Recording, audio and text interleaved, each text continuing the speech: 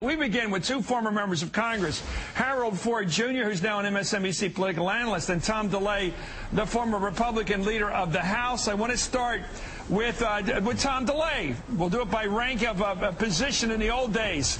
Mr. DeLay, what did you make of the speech last night? I want to give you a look at both gentlemen. Here's the president talking about the economic crisis we face in the country, and then the response by Governor Jindal. Let's look at them together, this piece.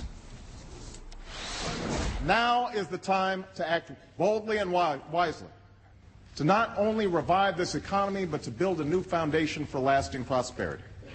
Now is the time to jumpstart job creation, restart lending, and invest in areas like energy, healthcare, and education that will grow our economy, even as we make hard choices to bring our deficit down. To solve our current problems, Washington must lead. But the way to lead is not to raise taxes, not to just put more money and power in the hands of Washington politicians.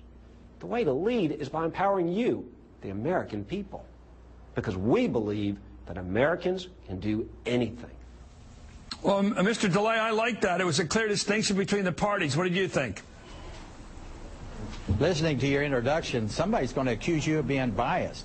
I tell you, this speech, and I've heard a lot of speeches on the floor of the House, and a lot of State of the Union speeches and speeches before joint sessions, and this was the most irresponsible and hypocritical speech I've ever witnessed.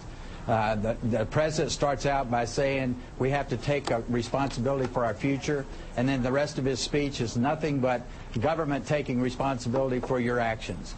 He even said, I don't believe in bigger government, and then his whole speech is about bigger government. And the hypocrisy of talking about and saying that he has found $2 trillion that he's going to cut out of the government when he just passed a $1 trillion spending bill and signed it last week. And today the House passed a bill that's $410 billion. And the spending goes on and on. He's talking about higher taxes, more regulation, more government control. Everything he talked about in helping the economy, it's going to hurt the economy. It's insane what he's talking about. Okay.